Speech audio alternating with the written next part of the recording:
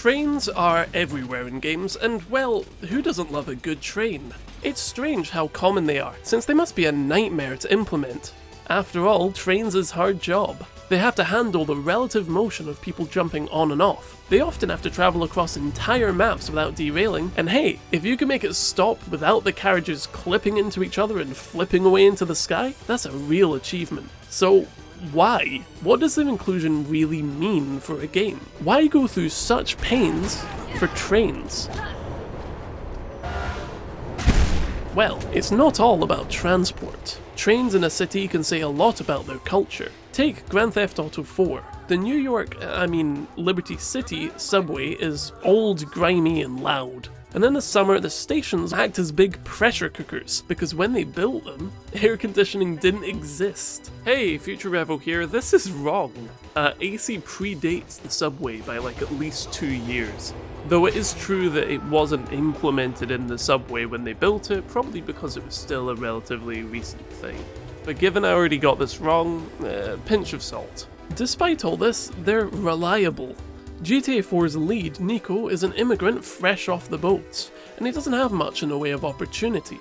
The game begins in its equivalent of Brooklyn, and as Nico gains wealth and influence, more of the city opens up to him, with its version of Manhattan representing high-class life. Now this series loves using fancy cars as a narrative device. You start out in old beaters and work your way up to supercars. It's the American dream. Nico can drive around, sure, but there's another option. Public transport. Spanning all 5 boroughs, the subway is an effective tool that can help Nico make his way in the world. The real subway in New York is available to all, without the likes of parking permits and car insurance. As a result, it can help people from different backgrounds work and travel all around the city. A subway carriage almost functions as a cross-section of the population. Poor connections, conversely, can cut people off. You just have to look at the debate over Robert Moses and whether he intentionally approved bridges below a certain height in an effort to stop black Americans from taking buses to Jones Beach. Buses do actually offer the same opportunities as trains, but since GTA 4 doesn't let you ride in a bus, the point goes to trains. 1-0. Better luck next time. Cousin, it is your cousin. Let us go drinking. Trains have tons of history. In the age of silent comedy, rail was king. So many people in black and white films used it as a punchline. Harold Lloyd, Roscoe Arbuckle, Gloria Swanson? Wait, really? Well, anyway, I wanted to talk about Buster Keaton and his film The General. A feature-length film starring a train, it features the most expensive stunt ever done on camera at the time. It's probably no coincidence that trains are used just as often for comedy in games. They create excellent tools for physical comedy, whether it's precariously landing a helicopter on one in GTA 5, or watching a teammate get flattened by one in Team Fortress 2. But why? Why are they funny? Why not just use another vehicle, like a car? Overwatch has a map called Oasis, with a deadly motorway, and while some abilities can be used for funny moments, it doesn't get much love. Certainly not as much as the game's pits. Go on, jump, do it, jump, jump. Reaper just teleported. Gotcha. Oh, nice. To be fair, the road is tucked away, out of sight from the objective. Still, I can't help but wonder if it's just because cars are inherently less funny. Having a constant stream of them essentially makes it no different to a deadly river or a cliff edge. So, what makes trains different? Oh, come on! Yes! Nice! Whoa. I think it's simple.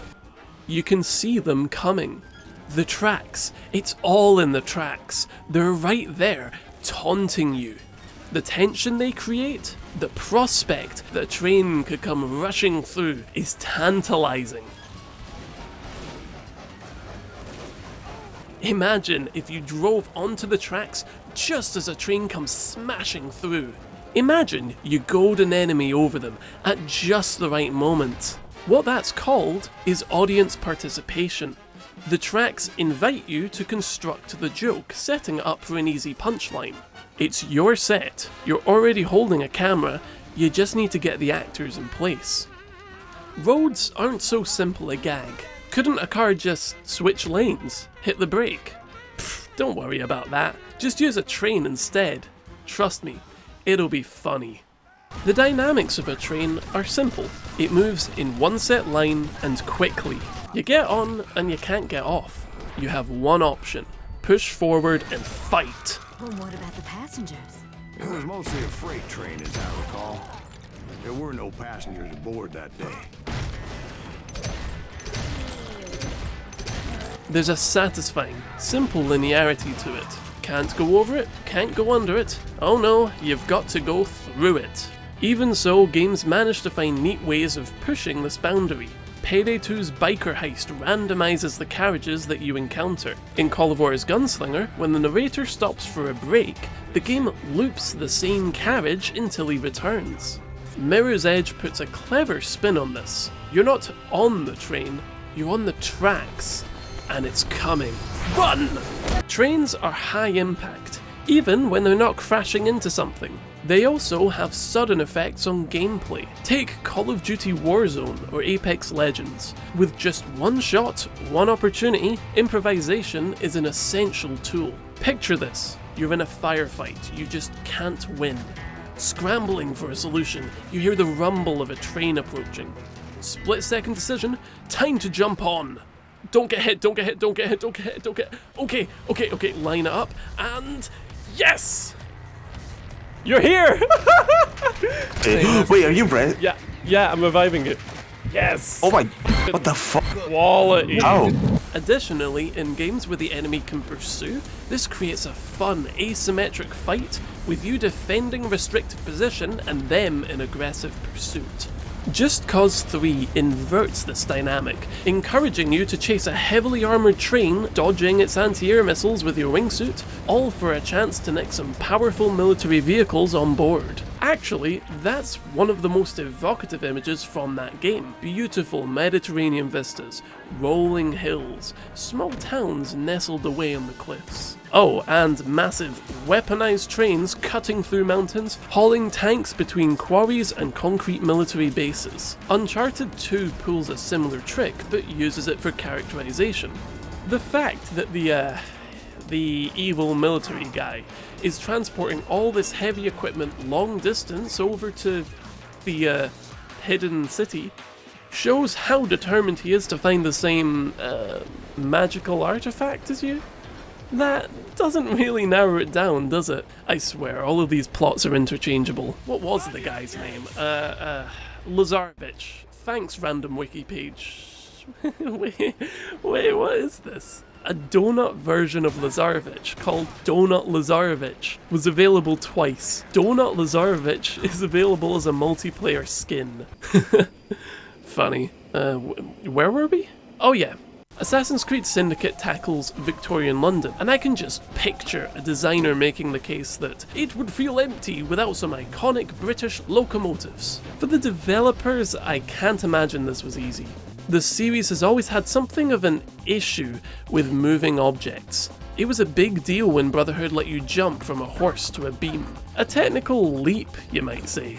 A few years later, they still had growing pains. In Black Flag, it's nigh on impossible to jump from one ship to the next unless they're both stationary. That said, the game does have a fixed animation where you can swing across on a rope. Given that this lifts you off of the ground entirely, this was probably a workaround. This way, the parkour system doesn't have to handle objects in relative motion. As such, Syndicate begs the question, how do you get on and off of trains?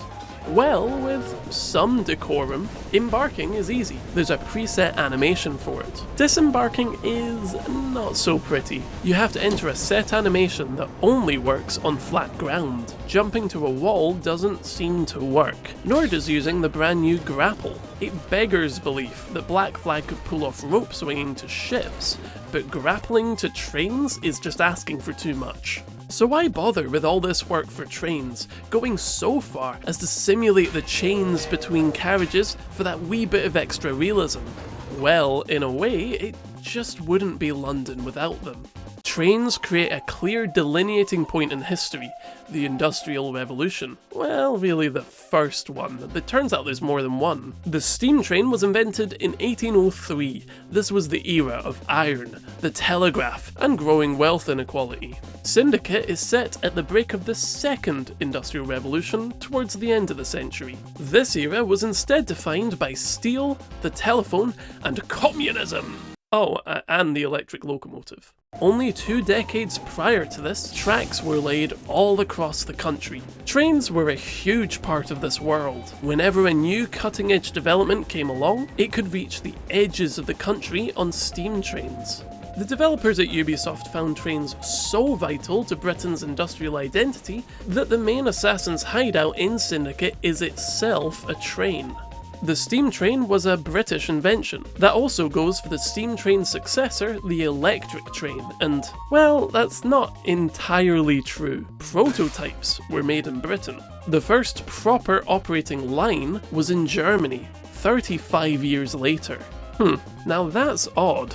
Well, it turns out the tech behind electric power just wasn't there yet. Germany really was right on the cutting edge in that department. It also probably didn't help that the British prototype ran just once, before it was mysteriously destroyed, allegedly by advocates of steam power. You thought Big Pharma was bad? Wait until Big Steam makes its comeback. What's interesting is that a ridiculous number of innovations around this time were British. Syndicate sure loves showing off all the country's famous inventors and thinkers. So then, why wasn't Britain first to the punch this time? Actually, why were they always first? I mean, yes, they had plenty of great inventors, but another teensy tiny factor might be that during the first Industrial Revolution, Britain prevented the export of skilled workers, their machines, and their methods. How nice of them. Of course, the politicians of Britain couldn't hold back the tide forever, and once the second revolution rolled around, they had much more competition to deal with. Assassin's Creed Syndicate gives the impression that it's interested not just in Britain, but also its relation to the wider world. Unfortunately, its attempts to show this can come across as laughably crass. It's Karl Marx. He's working with the assassins. Nothing. Democracy is the only road to socialism. Perhaps if they take the factories on fire.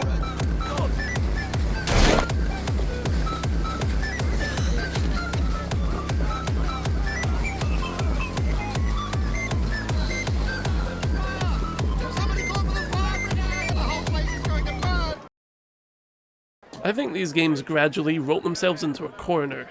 They always had a conspiratorial slant, but as the games edged closer to the modern day, it created a risk of telling people, oh yeah, your great-grandpa killed people as part of a secret order. But hey, I get it. It's fiction, it's fun, they can use it to engage with history in a more light-hearted way. One place they did do an excellent job is with the train stations. They capture a certain grandeur that is distinctly Victorian. The scale of some of these buildings is incredible. Wrought iron spanning overhead, far above the people milling over the planks underfoot. Glass panels looming over the tracks, dividing the whole station into patches of light and dark. Red brick walls, indoor street lamps, detailing on the handrails, wooden ticket booths, massive hanging clocks. All of this sells an idea that the Victorians were very fond of. Britishness. The pride and things that Britons believe make them Great Britons. Naturally, a lot of this is wrapped up in the history of the British Empire. Beautiful structures like these were easier to build when labour was dirt cheap, and the country was funneling in money from their, enterprises abroad. Britain was on top of the world, so of course everything had to be big. Syndicate revels in Britishness, touting, hello, what's all this then? And shaking hands with Dickens and Darwin, who in this game seem to act like real Charlies. Somebody in Ubisoft clearly loved that old Hovis advert. Problem is, they blissfully glide over the nastier parts of the Victorian era. This is the game that thinks you can solve systemic child labour by killing the foremen and freeing the children.